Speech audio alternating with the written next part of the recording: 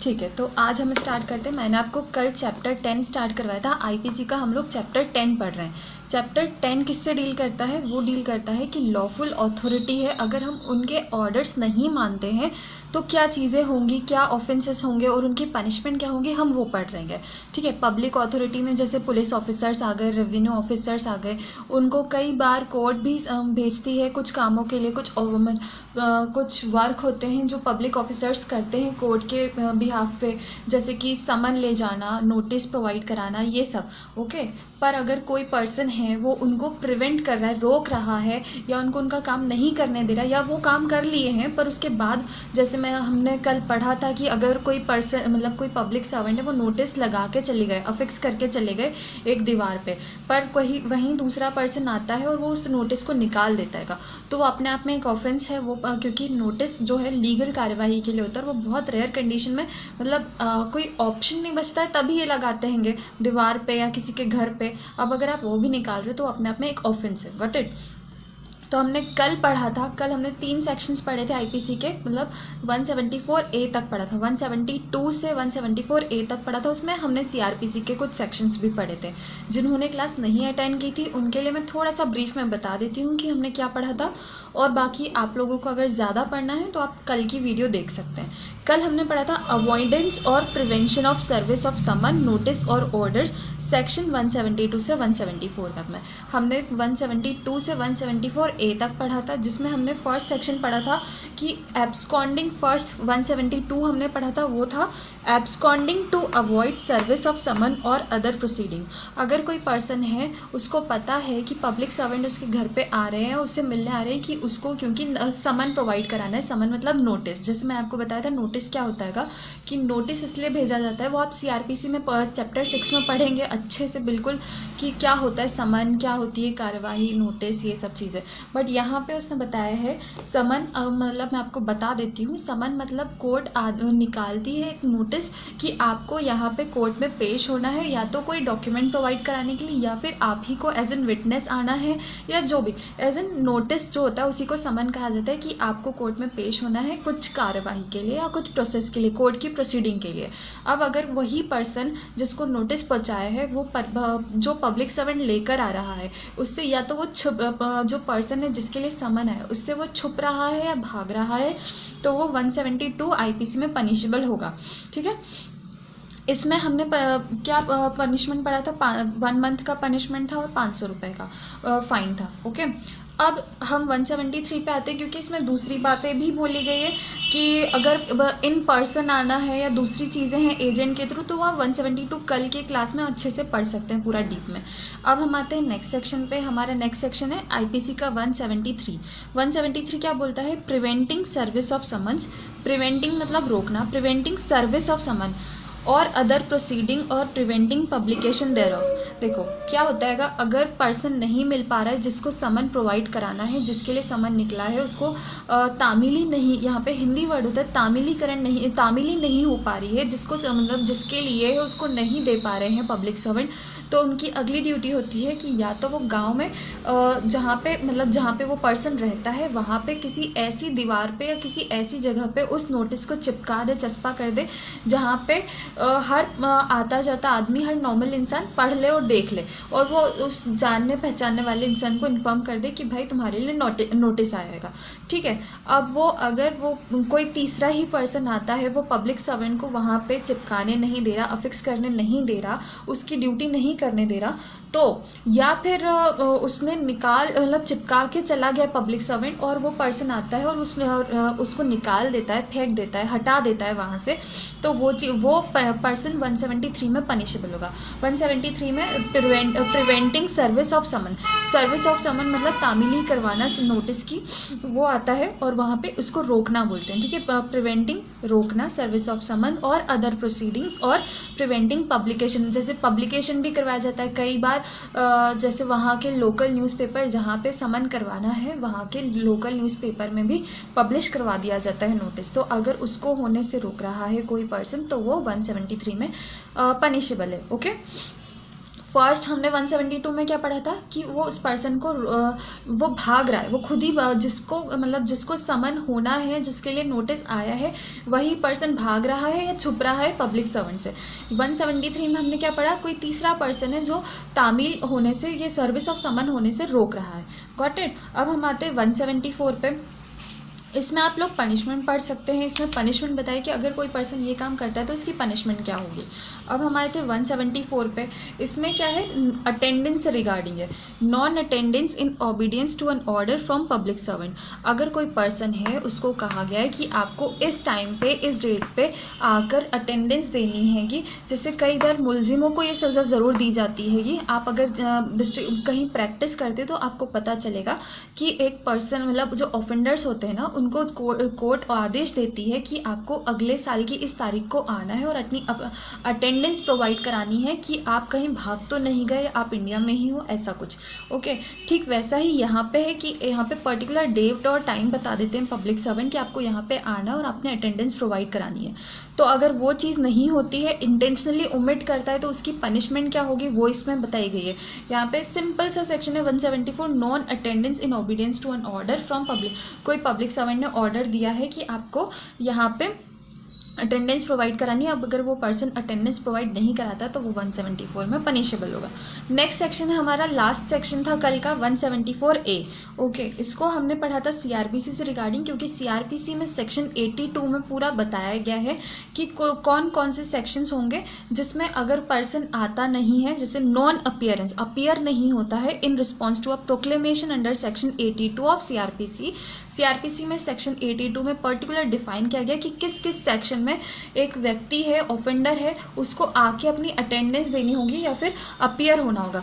पर अगर वो पर्सन अपीयर नहीं हो रहा है तो उसकी क्या क्या पनिशमेंट होगी वो बताई गई है। या तो 3 साल होगी, और सबसे ज़्यादा हीनियस क्राइम है जो 82 में डिफाइन है, तो वो उसकी सज़ा होगी 7 साल। अगर वो अपीयर नहीं हो रहा है तो पब्लिक सर्वेंट ने बोला है उसके बावजूद नहीं हो रहा है तो आप सीआरपीसी का 82 सेक्शन पढ़ सकते हैं।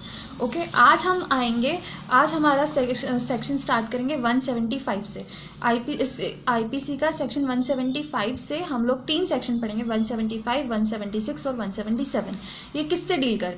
ये डील करते हैं कि अगर कोई पर्सन है वो डॉक्यूमेंट प्रोवाइड नहीं करा रहा है, उसको कहा गया है कि आपको ये डॉक्यूमेंट प्रोवाइड कराना है या इलेक्ट्रॉनिक रिकॉर्ड, और अगर वो नहीं करवा रहा है तो वो किससे पनिशेबल होगा।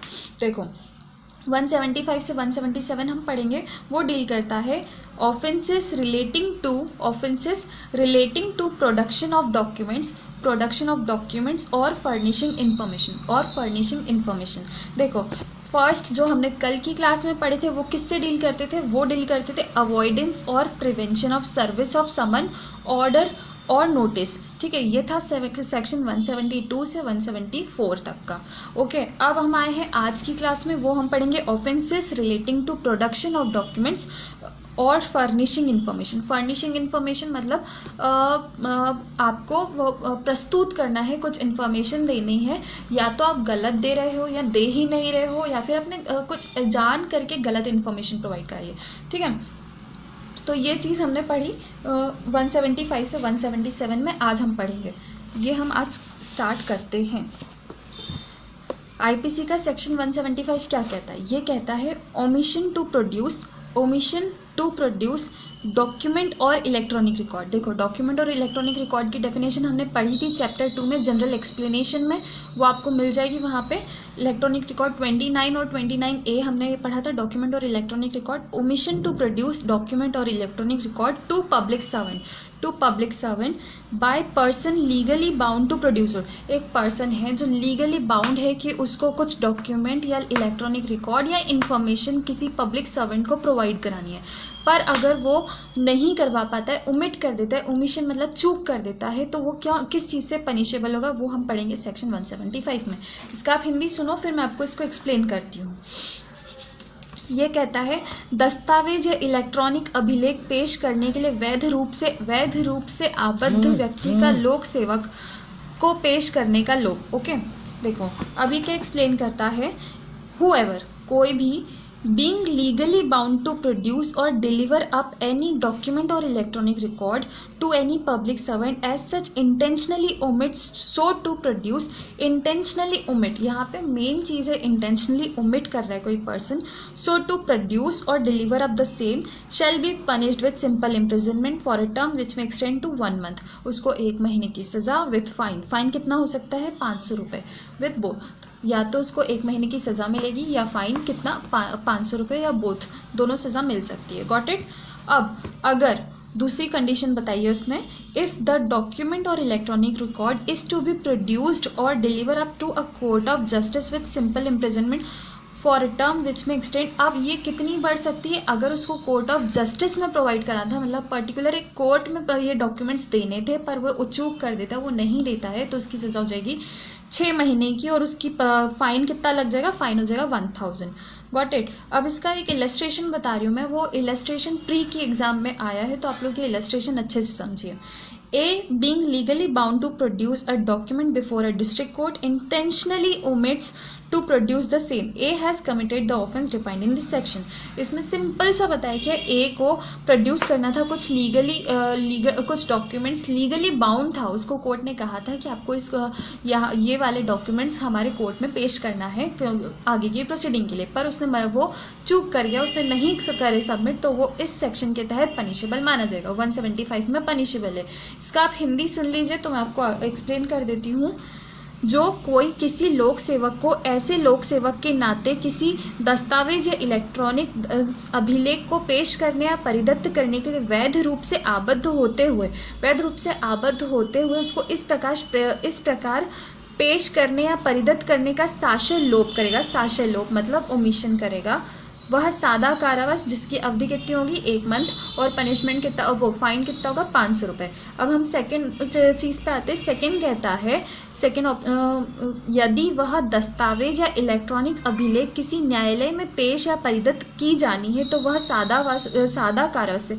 यहाँ पे बस न्यायालय हो गया कि पहले तो कहीं और करना होगा सबमिट, पर वो चूक करता है. ओके. पर यहाँ पे सेकंड वाला जो बता रहा है उसमें कोर्ट में ही पर्टिकुलर सबमिट करना था और वो नहीं करा, तो उसकी पनिशमेंट बढ़ जाएगी. वो हो जाएगी 6 महीने की सज़ा और फाइन कितना हो जाएगा? 1000 रुपये. Got it. यहाँ पे हमारा 175 खत्म होता है. इसका ये भी हिंदी में सुन लो. एग्जाम्पल का जो एक जिला न्यायालय के समक्ष दस्तावेज पेश करने के लिए वैध रूप से आबद्ध है उसको पेश करने का साक्ष्य लोप करता है. क ने इस धारा में परिभाषित अपराध किया है, उसको क्या पनिशमेंट मिलेगा? जो सेक्शन 175 में बताया गया. ओके. अब हम आते हैं, इसकी एक चीज़ सुनो आप जो इम्पोर्टेंट है. It is for the prosecution. ये प्रोसिक्यूशन के ऊपर है कि वो प्रूफ करेगा कि सामने वाले के पास जो कुछ डॉक्यूमेंट है जो उसको देना है. ओके. देखो, it is for the prosecution to prove that the document और इलेक्ट्रॉनिक रिकॉर्ड रिक्वायर्ड ज़रूरी है to be produced before a public servant was in position of the accused who intentionally omits to produce it. मतलब prosecution जो है उनकी ये duty है कि वो बताए कि पब्लिक सर्वेंट को ये वाले डॉक्यूमेंट जो है या फिर ये इलेक्ट्रॉनिक रिकॉर्ड जो है वो प्रोड्यूस कराया जाए, क्योंकि ये इस केस के रिगार्डिंग बहुत ज़रूरी है, बहुत आवश्यक है. इसके लिए जो अक्यूज है उसके पास ये कुछ डॉक्यूमेंट है या इलेक्ट्रॉनिक रिकॉर्ड है, उसको वो ये पेश करना होगा. ठीक है. तो ये प्रोसिक्यूशन की ड्यूटी है. अब एक और चीज़ आप सुनो, जो अक्यूज है उसको कंपेल नहीं किया जा सकता कि देखो सुनो, the accused can not be compel to produce a document which is self incriminating, जो सेल्फ इंक्रिमिनेटिंग है and is likely to be used as evidence against him, या फिर कुछ ऐसा है जो उसके अगेंस्ट एज एन एविडेंस काम आ सकता है, तो वो अक्यूज्ड को कंपेल नहीं किया जा सकता कि तुमको तो ये डॉक्यूमेंट देना ही है, तुमको ये चीज़ देना है. अगर उसके हाथ में है वो चीज़ और उसको कंपेल नहीं किया जा सकता. क्यों नहीं किया जा सकता? क्योंकि वो आर्टिकल 20 का क्लॉज 3 का वायलेशन हो जाएगा. Got it. देखो, which is self incriminating and is likely to be used as evidence against him. ठीक है. As it would be violative of his constitutional right of protection against self incrimination. Protection against self incrimination under article 23 of the constitution of India. Okay. तो कोई भी accused को compel नहीं कर सकता कि तुम्हारे पास में जो डॉक्यूमेंट है वो हमें दिए जाए, अगर वो उसके अगेंस्ट में ही है तो. Got it. अब हम आते हैं आईपीसी के नेक्स्ट सेक्शन में. नेक्स्ट सेक्शन है 176. आईपीसी का नेक्स्ट सेक्शन 176 क्या कहता है? omission to give notice, omission to give notice or information to public servant by person legally bound to give it। देखो इसमें क्या बोल रहा है, वो एक पर्सन है जिसको कोई इन्फॉर्मेशन, जैसे पहले हमने पढ़ा डॉक्यूमेंट देना था या इलेक्ट्रॉनिक रिकॉर्ड प्रोवाइड कराना था पब्लिक सर्वेंट को। अब 176 में क्या आ गया, इन्फॉर्मेशन आ गई है। ओमिशन टू गिव नोटिस, पहले से कोई नोटिस देना था या इन्फॉर्मेशन देनी थी और उसमें चूक कर गया कोई पर्सन, पहले उसको बताना था। इससे क्या होता, इससे जो ऑफेंस होने वाला है या हो सकता है वो रुक जाता, वो नहीं हो पाता, वो कंप्लीट नहीं हो पाता। पर अगर कोई पर्सन है वो इन्फॉर्मेशन या नोटिस देने में चूक गया है तो वो इसके अंदर इस सेक्शन 176 आईपीसी में पनिशेबल होगा। Got it. देखो मैं इसका हिंदी आपको पढ़ देती हूँ फिर एक्सप्लेन करती हूँ। ये कहता है सूचना या इत्तला देने के लिए वैध रूप से आबद्ध व्यक्ति, यहाँ पे भी वही है, वैध रूप से आबद्ध, जरूरी नहीं है कि कोई भी हर किसी को देना, नहीं, जो लीगली बाउंड है ओके वही इस चीज़ के तहत पनिशेबल होगा, वरना नहीं होगा। सूचना या इत्तला देने के लिए वैध रूप से आबद्ध व्यक्ति द्वारा लोक सेवक को सूचना या इत्तला देने का लोक। ओके, अब ये क्या एक्सप्लेन करता है, ये कहता है हुएवर। देखो पहले मैं आपको बता दूं 176 क्या बोलता है, 176 और 177 जो है वो थोड़े बहुत सिमिलर हैं। तो इन दोनों का डिफरेंस क्या है, मेन डिफरेंस ये है कि ये जो बोलता है ये इसमें इंटेंशनली ओमिट कर रहा है, कोई पर्सन जान करके चूक कर रहा है इन्फॉर्मेशन देने में। 177 क्या किससे डील करता है, वो डील करता है फॉल्स इन्फॉर्मेशन।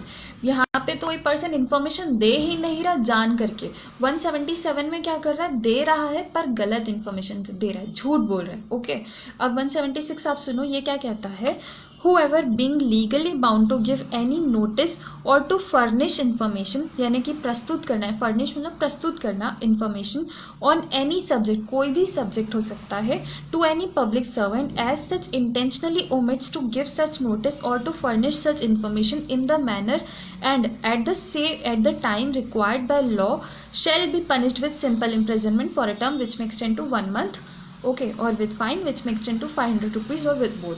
अगर कोई पर्सन है जिसको जो लीगली बाउंड है कि उसको कोई इन्फॉर्मेशन पब्लिक सर्वेंट को प्रोवाइड करानी है या फिर कुछ प्रस्तुत करना है, जैसे कि नोटिस प्रस्तुत करना है, पर वो अगर इंटेंशनली ओमिट कर देता है, जान करके भूलने की एक्टिंग करता है या फिर कुछ ऐसा कर देता है कि वो नहीं प्रोवाइड कराता पब्लिक सर्वेंट को, एट द एंड वो नहीं प्रोवाइड करा रहा इन पब्लिक सर्वेंट को, तो इंटेंशनली, तो वो इस चीज़ के तहत पनिशेबल है, उसको 500 रुपये का फाइन लगेगा और 1 महीने की सज़ा होगी, सिंपल इम्प्रिजनमेंट होगा। Got it. अब इसका सेकंड क्लॉज क्या बोल रहा है, सेकंड बोलता है और इफ़ द नोटिस और इन्फॉर्मेशन रिक्वायर्ड, जो ज़रूरी है इन्फॉर्मेशन या फिर notice to be given respect the commission of an offence, जो कमिट हो रहा है ऑफेंस वो रुक जाता है उसके लिए, और ऑफ एन ऑफेंस, और is required for the purpose of preventing, purpose क्या है इसका, प्रिवेंट करना, रोकना ऑफेंस को, the commission of an offence, और in order to the apprehension, या फिर ये आशंका है, एप्रीहेंशन मतलब आशंका है कि ये ऑफेंस हो सकता है कमिट,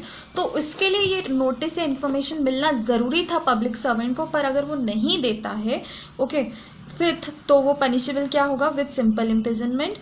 सिंपल इम्प्रिजनमेंट होगी कितनी महीने की, 6 महीने की, क्योंकि ये थोड़ा सा बढ़ गया है इसका लेवल, पहले वाले में कितनी सज़ा थी, 1 महीने की, यहाँ पे कितनी हो गई, 6 महीना। ओके, फाइन कितना हो जाएगा, 1000, बस थोड़ा सा लेवल बढ़ गया तो पनिशमेंट बढ़ गया। ओके, अब यहाँ पे थर्ड क्लॉज क्या बोल रहा है, थर्ड क्लॉज बोल रहा है इफ़ द नोटिस और information required to be given is required by an order passed under sub section 1। देखो यहाँ पे ध्यान से सुनना, क्योंकि डील ज़रूर कर रहा है सीआरपीसी से, पर सेक्शन 565, तो अपने सीआरपीसी में इतने सेक्शंस नहीं है, पहले का सीआरपीसी है, सीआरपीसी 1898 5 ऑफ 1898 विद, तो उसमें ये चीज़ डील करती है, तो वो इससे पनिशेबल होगा, तो यहाँ पे अप्लाई नहीं हो रहा है ये। Okay, with imprisonment of either description for a term which may extend to 6 months or with fine which may extend to 1000 rupees or with both।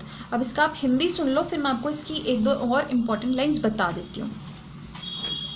176 क्या कह रहा है, जो कोई किसी लोक सेवक को ऐसे लोक सेवक के नाते किसी विषय पर पर्टिकुलर सब्जेक्ट पर कोई सूचना देने या इतला देने के लिए वैध रूप से आबद्ध होते हुए विधि द्वारा अपेक्षित प्रकार से या समय पर ऐसी सूचना या इतला देने के साशय लोप करेगा, वह साशय लोप मतलब ओमिट करेगा, इंटेंशनली ओमिट करेगा, तो उसको पनिशमेंट कितनी है, 1 महीने की सजा विद 500 रुपीज़ फाइन। ओके, अब नेक्स्ट इसने क्या बोला है, नेक्स्ट क्लॉज बोला है, यदि दी जाने के लिए अपेक्षित सूचना या इत्तिला किसी अपराध के किए जाने के विषय में हो, वो इन्फॉर्मेशन या फिर जैसे पहले में सिर्फ इन्फॉर्मेशन था कि कोई इन्फॉर्मेशन प्रोवाइड करानी है या नोटिस प्रोवाइड कराना है, कुछ भी, वो ज़रूरी नहीं है किसी ऑफेंस से रिलेटेड हो, वो कोई और इन्फॉर्मेशन भी है और वो पब्लिक सर्वेंट को बताना ज़रूरी है पर नहीं दी। पर सेकंड क्लॉज में उसने पर्टिकुलर बोला है कि अगर किसी ऑफेंस से रिलेटेड है, कोई क्राइम हो सकता है या होने वाला है, उसकी आशंका है होने की, तो उससे रिगार्डिंग अगर कोई पर्सन इन्फॉर्मेशन नहीं देता या चूक कर देता है इन्फॉर्मेशन या नोटिस प्रोवाइड कराने में पब्लिक सर्वेंट को, तो उसकी सज़ा क्या हो जाएगी, 6 महीने की सज़ा। सुन लो आप, यदि दी जाने के लिए अपेक्षित सूचना या इत्तला किसी अपराध के किए जाने के विषय में हो या किसी अपराध के किए जाने का निवारण, यहाँ पे निवारण आ गया है, निवारण करने के प्रयोजन से या किसी अपराध को पकड़ने के लिए अपेक्षित हो, तो वह सादा व कारावास से, जिसकी अवधि कितनी हो सकेगी, 6 महीने, और फाइन कितना हो जाएगा, 1000 रुपये। Got it. अब इसका थर्ड पॉइंट पे आते हैं। थर्ड पॉइंट क्या कहता है, यदि दी जाने के लिए अपेक्षित सूचना या इत्तला दंड प्रक्रिया संहिता 1898 का 5 की धारा 565 की उपधारा 1 के अधीन दिए गए आदेश द्वारा अपेक्षित है, तो वह दोनों में से किसी भांति की कारावास से, जिसकी अवधि 6 माह हो सकेगी, से या जुर्माने से 1000 रुपये से दंडित होगा। पर ये तो हमारा अप्लाई नहीं हो रहा है क्योंकि वो अभी CRPC का कौन सा एक्ट चल रहा है, 1973। ओके, अब मैं आपको एक चीज़ बता रही थी, वो मैं आपको बताती हूँ। Where more than one person are legally bound to inform। देखो ये चीज़ अच्छी है और बहुत इम्पॉर्टेंट है।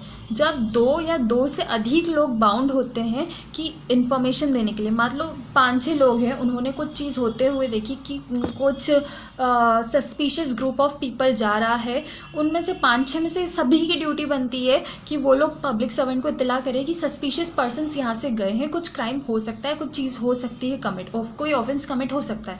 अब उन 5 में से किसी एक ने भी अगर कर दिया है तो उन चारों की ड्यूटी खत्म हो जाती है। अगर उन 5 में से किसी एक ने इन्फॉर्म कर दिया तो ज़रूरी नहीं कि उन चारों को भी करना है।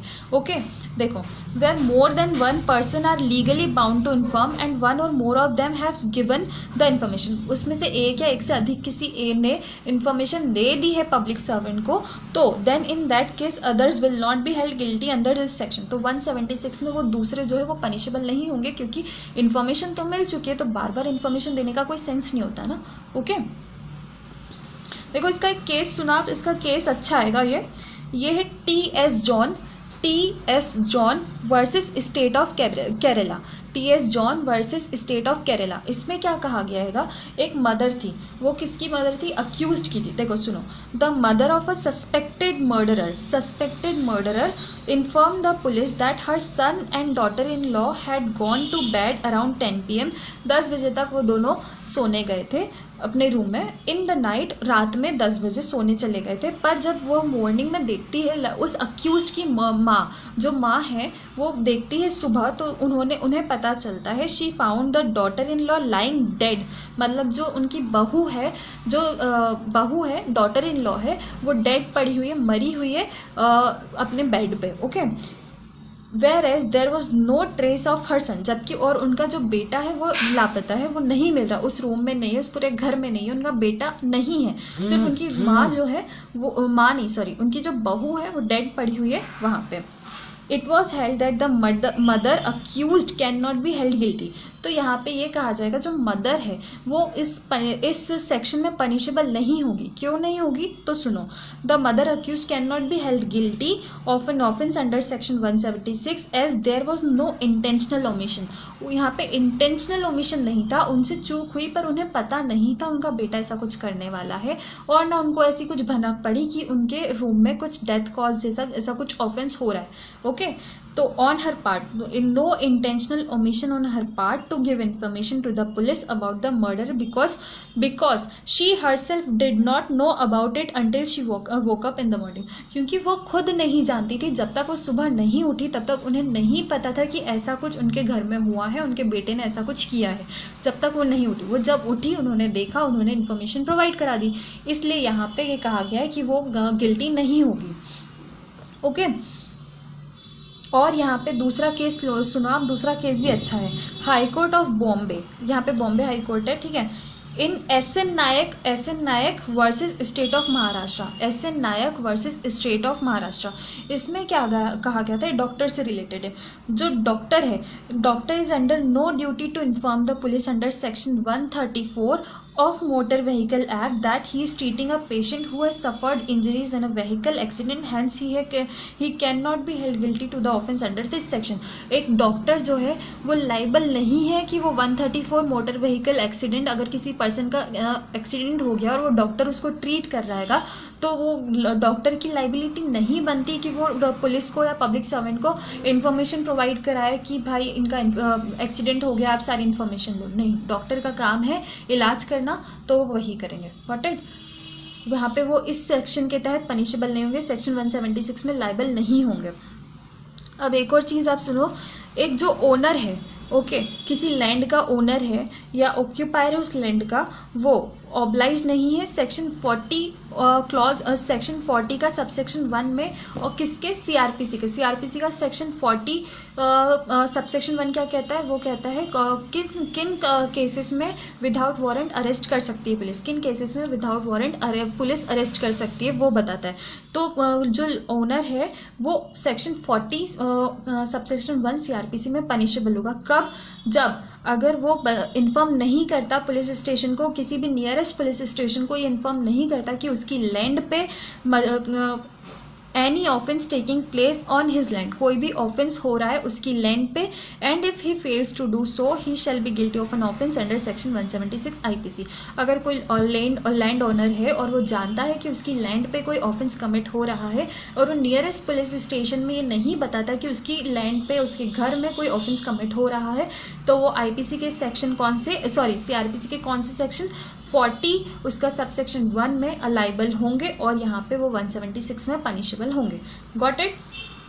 अब हम आते हैं हमारे नेक्स्ट सेक्शन पे, आज की क्लास का लास्ट सेक्शन 177। आईपीसी का 177 किससे डील करता है? वो डील करता है furnishing false information. Furnishing false information मतलब झूठी इन्फॉर्मेशन प्रोवाइड कराना। इसकी हिंदी क्या है 177 की? मिथ्या इत्तला देना। ओके। अब देखो ये क्या बोलता है, जैसे हमने 176 और 177 में पहले डिफरेंस बता दिया है कि 176 में क्या इंटेंशनली ओमिट कर रहा है, उसको इन्फॉर्मेशन या नोटिस प्रोवाइड कराना था पब्लिक सर्वेंट को, पर वो जान करके नहीं पहुंचाता ताकि वो ऑफेंस कमिट हो जाए, वो ऐसा चाहता था, या फिर वो नहीं, कुछ भी रीज़न हो सकता है, उसने बस वो इन्फॉर्मेशन नहीं दी तो इसलिए वो लाइबल हो गया 176 में। इंटेंशनली ओमिट क्या, यहाँ पे 177 तब पर लाइबल होगा जब कोई पर्सन झूठ बोल रहा है, किसी पब्लिक सर्वेंट को झूठी इन्फॉर्मेशन प्रोवाइड करा रहा है, तो 177 में पनिशेबल होगा। देखो ये क्या बोलता है, whoever being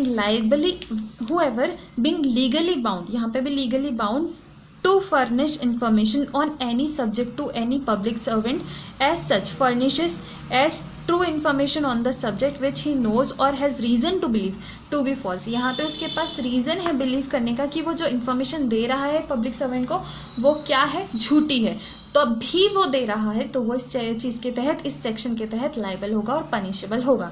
देखो, whoever being legally bound to furnish information on any subject to any public servant as such furnishes as true information on the subject which he knows or has reason to believe to be false shall be punished with simple imprisonment for a term which may extend to 6 months। उसको कितनी सज़ा मिलेगी? 6 महीने की सज़ा with fine. Fine कितना होगा? 1000। Obviously 6 महीने की सज़ा होती है तो उसके साथ साथ 1000 का फाइन लग जाता है मोस्टली तो, और अगर 1 महीने की सज़ा होगी तो 500 रुपये फाइन लग जाता है, 6 महीने की सज़ा होगी तो 1000 फाइन लग जाता है। Got it. अब हम पढ़ रहे थे इफ़ द नेक्स्ट, इसका नेक्स्ट क्लॉज क्या बोलता है? नेक्स्ट क्लॉज कहता है if the information which he is legally bound to give respect the commission of an offence or is required for the purpose of preventing, ये जो information है वो किसी का ऑफेंस को रोकने के लिए प्रोवाइड करानी थी, ओके, या फिर वो ऑफेंस कमिट होने से रुक जाता अगर सही टाइम पे पब्लिक सर्वेंट को वो इन्फॉर्मेशन मिल जाती तो, पर उसने नहीं दी, ठीक है। देखो, if the information which he is legally bound to give respect the commission of an offence or is required for the purpose of preventing मतलब रोकना, the commission of an offence or in order to apprehension मतलब को आशंका है कि of an offender कि कोई offence commit हो सकता है, इस चीज़ की आशंका है, तब भी आपने वो इन्फॉर्मेशन प्रोवाइड नहीं कराई या फिर झूठी इन्फॉर्मेशन प्रोवाइड करा दी तो वो 177 में पनिशेबल होगा। किस लिए? क्योंकि यहाँ पे देखो फर्स्ट क्लॉज में हमने सिर्फ जरूर बोला था कि कोई पर्सन झूठी इन्फॉर्मेशन प्रोवाइड करा रहा है, वो किसी भी चीज़ से हो सकती थी, तो उसकी सज़ा थी 6 महीने विद फाइन 1000 का। अब यहाँ सेकेंड चीज़ क्या बोल रहा है? सेकेंड चीज़ बोल रहा है कि अगर उसने कोई ऑफेंस से रिलेटेड चीज़ छुपाई है या फिर झूठ बोला है कि हाँ यहाँ पे डिकॉइटी होने वाली है, मान लो डिकॉइटी लेफ्ट है मतलब इस घर में होने वाली थी, पर उसने बता दिया कि इस घर में डिकॉइटी होने के चांसेस है, पब्लिक सर्वेंट यहाँ पहुँच गए तो इतने में डिकॉइट जो डकैत थे उन लोगों ने यहाँ पे डकैती कर ली, तो यहाँ पे चीफ ऑफेंस हुआ, यहाँ पे ऑफेंस की बड़ी सजा हो जाएगी क्योंकि उसने गलत इन्फॉर्मेशन प्रोवाइड कराई ऑफेंस से रिलेटेड, इसलिए यहाँ पे सजा कितनी हो जाएगी? 2 साल तक की उसको सजा मिलेगी। फाइन कितना? और विथ फाइन कितना होगा? वो फाइन यहाँ पे बताया नहीं गया है, पर तो वो जज की डिस्क्रिशनरी पावर है कि वो फाइन कितना लगाएंगे। Got it? अब इसके आप एग्जाम्पल्स अच्छे से सुन लो क्योंकि इसके एग्जाम्पल्स जो है वो प्री में आ चुके हैं। पहले आप हिंदी सुन लो फिर मैं आपको इसके इलस्ट्रेशन एक्सप्लेन कर देती हूँ। देखो 177 का हिंदी कहता है, जो कोई किसी लोक सेवक को ऐसे लोक सेवक के नाते किसी विषय पर इत्तला देने के लिए वैध रूप से आबद्ध होते, कोई भी विषय पे वैध रूप से आबद्ध है देने के लिए, यहाँ पे कोई भी विषय बोला है, ऑफेंस नहीं बोला है। फर्स्ट क्लॉज क्या डील करता है? कोई भी सब्जेक्ट या कोई भी विषय से रिलेटेड इन्फॉर्मेशन प्रोवाइड करानी और वो झूठी इन्फॉर्मेशन प्रोवाइड कराता है तो वो 6 महीने की सजा से लायबल होगा। देखो, जो कोई किसी लोक सेवक को ऐसे लोक सेवक के नाते किसी विषय पर इत्तला देने के लिए वैध रूप से आबद्ध होते हुए उस विषय पर सच्ची इत्तला के रूप में ऐसी इत्तला देगा जिसका मिथ्या होना वह जानता हो, जिसका वो जानता है, रीज़न है उसके पास कि वो जो इन्फॉर्मेशन दे रहा है वो झूठी है, ओके, या जिसके मिथ्या होने का विश्वास करने का कारण उसके पास है, वह सादा कारावास से जिसकी अवधि 6 मास तक की हो सकेगी, या फाइन जिसका 1000 रुपये तक का फाइन लगेगा, उससे लायबल होगा। कोई भी सब्जेक्ट से रिगार्डिंग झूठी इन्फॉर्मेशन दी पब्लिक सर्वेंट को तो। अब सेकेंड क्लॉज क्या बोल रहा है इसका? अगर यहाँ पे ऑफेंस आ गया, यहाँ पे क्या हो गया? ऑफेंस कमिट होने के चांसेस हैं या कमिट हो सकता है या एप्रीहेंशन है, आशंका है कि हो सकता है। देखो, यदि वह इत्तला जिसे देने के लिए वह वैध रूप से आबद्ध हो, कोई अपराध किए जाने के विषय में हो या किसी अपराध के किए जाने का निवारण करने के प्रयोजन से या किसी अपराधी को पकड़ने के लिए अपेक्षित हो।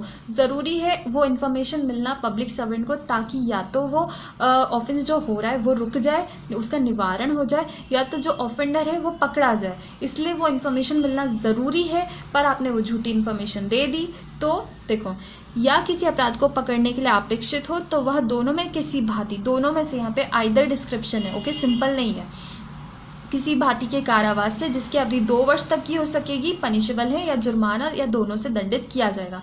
अब हम आते हैं इसके इलस्ट्रेशन पे। इसके इलस्ट्रेशन क्या कहते हैं? देखो, फर्स्ट इलस्ट्रेशन कह रहा है, a land holder knowing of the commission of a murder with in the limits of his state. एक लैंड होल्डर है, ठीक है, एक मकान मालिक है जो जानते हैं कि उनके जो क्षेत्राधिकार है जहाँ पे वो रह रहे वहाँ पे मर्डर कारित हो सकता है, कमीशन ऑफ मर्डर हो सकता है, ठीक है। विलफुली मिसइन्फॉर्म्स, विलफुली जानबूझकर मिसइन्फॉर्म करते हैं पब्लिक सर्वेंट को, जानबूझकर झूठी इन्फॉर्मेशन देते हैं मजिस्ट्रेट को, डिस्ट्रिक्ट के मजिस्ट्रेट को झूठी इन्फॉर्मेशन प्रोवाइड कराते हैं that the death has occurred by accident. जो डेथ हुई है वो एक्सीडेंट के थ्रू हुई है, किसी ने हत्या नहीं की है, किसी ने बस कैसे डेथ हुई है देखो आगे सुन लो। Accident in consequence of the bite of a snake, A is guilty of the offence defined in this section.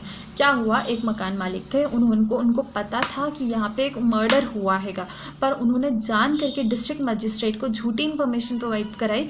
क्या इन्फॉर्मेशन प्रोवाइड कराई कि वो जो हत्या हुई है वो हत्या नहीं है, वो एक एक्सीडेंट है। और वो एक्सीडेंट किस लिए हुआ है कि एक जो सांप ने उस बॉडी को मतलब उस पर्सन को काट लिया था, बाइट कर लिया था, इसलिए उनकी हत्या हो गई। वो मतलब किसी ने हत्या नहीं की, वो एक्सीडेंट था। Got it. तो यहाँ पे जो लैंड होल्डर है वो इस सेक्शन 177 में पनिशेबल होंगे। ओके, उनकी सज़ा क्या होगी जो हमने आपको आगे बताया, ये 2 साल तक की सज़ा हो सकेगी विथ फाइन। ओके, क्योंकि यहाँ पे ऑफेंस हत्या से रिलेटेड है, कोई ऑफेंस कमिट हो रहा है, तो इसलिए यहाँ पे 2 साल तक की सज़ा मिल सकेगी उनको। अब सेकेंड इस पे आते हैं हम। सेकेंड इलस्ट्रेशन क्या कहता है, ये कहता है अ विलेज वॉचमैन, एक वॉचमैन है जो गांव का है। ओके, गांव का वॉचमैन है। Knowing that a considerable body of strangers has pass through his village in order to commit a dacoity in the house of Z. एक वॉचमैन है जो जानता है कि काफ़ी सारा ग्रुप ऑफ पीपल है जो डकैती के पर्पज से जेड के घर में जा रहे हैं, ठीक है। पर a wealthy merchant residing in a neighbouring place, एक वेल्दी मर्चेंट था, मर्चेंट मतलब व्यापारी है। ओके, वो उसके पड़ोस में रहता है, नेबरिंग प्लेस में रहता है। And being bound under clause 5 section 7 regulation 3/1821 of the Bengal code, Bengal code में वो बाउंड है इन्फॉर्मेशन प्रोवाइड करने के लिए to give early and punctual information of the above fact of the officer to the nearest police station. और वो जो merchant था वो लीगली लाइबल था कि उसको इन्फॉर्मेशन प्रोवाइड करानी है नियरेस्ट पुलिस स्टेशन में। बट आगे यहाँ पे होता है विलफुली मिस इन्फॉर्म, विलफुली झूठी इन्फॉर्मेशन प्रोवाइड करा देता है, मिस इन्फॉर्मेशन प्रोवाइड करा देता है the police officer that a body of suspicious character pass through the village. वो मतलब देखो, यहाँ पे मकान मालिक है और यहाँ पे पड़ोस वाले घर में डकैती के पर्पज से कुछ लोग आए, पर उसने इन्फॉर्म क्या कर दिया कि विलेज में कुछ सस्पिशियस पर्सन गए हैं। ओके, ये जाना था यहाँ, चले गए वहाँ, तो ऑब्वियसली ऑफेंस कमिट हुआ। Willfully misinforms the police officer that a body of suspicious character passed through the village with a view to commit dacoity in a certain distant place in a different direction. Different direction बता दिया, जाना था right में, चले गए left में। Here A is guilty of the offence defined in the latter part of this section. तो इस सेक्शन में जो सेक्शन 177 में बताया गया है ऑफेंस, उन्होंने वो कमिट कर दिया और इसके लिए वो पनिशेबल होंगे। अब इसका एक्सप्लेनेशन सुन लो आप। इसका एक्सप्लेनेशन क्या कहता है, वो डील करता है सीआरपीसी के सेक्शन से।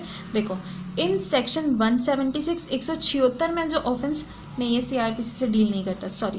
देखो, in section 176 in this section the word offence, जो ऑफेंस बोला गया है वो क्या इंक्लूड करता है, any act committed at any place out of India या which if committed in India. अगर कोई ऑफेंस है जो इंडिया के बाहर कमिट होता है या इंडिया के अंदर कमिट होता, तो जो पनिशमेंट उसको मिलती would be punishable under any of the following section, जैसे कि 302, 304, 382, 392, 393, 94, 95, 96, मतलब काफ़ी लंबी लिस्ट है, वो आप पढ़ सकते हैं इस सेक्शन में, काफ़ी लंबी लिस्ट है। तो उसमें जो ऑफेंस बताया गया है वो उसके तहत लाइबल होगा। Okay, and the word offender includes any person who is alleged to have been guilty of any such act. तो ऑफेंडर मतलब क्या होगा, ऑफेंडर इंक्लूड करेगा कोई भी पर्सन जो एलिज्ड है, who is alleged to have been guilty of any such, वो कोई भी एक्ट करता है जो इलीगल है, तो वो इसके तहत पनिशेबल होगा। Got it. यहाँ पे लीगली बाउंड बता देती हूँ मैं आपको एक्सप्रेशन लीगली बाउंड जो हम पढ़ रहे हैं, लीगली बाउंड हर सेक्शन में पढ़ा हमने, वो कहाँ डिफाइन है, वो सीआरपीसी में डिफाइन है। सेक्शन 43 सीआरपीसी में आपको मिलेगा लीगली बाउंड की डेफिनेशन, वहाँ आप पढ़ सकते हैं। ओके, अब इसका एक लास्ट केस आप सुन लो, फिर हम आज की क्लास एंड करते हैं। सुप्रीम कोर्ट ने Ramdhan versus state of UP में क्या कहा था, Ramdhan versus state of UP के में कहा था कि an offence under section 177 जो हमने अभी पढ़ा, which deals with furnishing false information, the bar under section 195 CRPC। जैसे मैंने आपको कल की क्लास में बताया था कि हम जो ये चैप्टर पूरा पढ़ रहे हैं वो 195 से डील करता है। ओके, पर वो सीआरपीसी के सेक्शन 195 से 195 क्या बोलता है, prosecution for contempt of lawful authority of public servants for offences against public justice and for offences relating to documents given in evidence, ठीक है। उससे यहाँ पे ये क्या ऑर्डर हुआ था, सुप्रीम कोर्ट ने क्या ऑर्डर किया था, for an offence under section 177 which deals with furnishing false information the bar under section 195 CRPC doesn't apply because the offences under this section are committed outside court. अगर कोई ये जो false information provide कराना है ये सारे court के बाहर हुए हैं तो इनके ऊपर ये 195 CRPC अप्लाई नहीं होता। ओके, यहाँ पे हमारी क्लास होती है एंड। मैं 2 सेकेंड के लिए क्लास कमेंट्स ऑन कर दी हूँ, अगर किसी को कुछ बोलना है तो बोल दो, या फिर मैं अगर कोई डाउट है तो मैं वीडियो अपलोड करूँगी, उसमें आप लोग डाउट पूछ सकते हैं। ओके, चलो।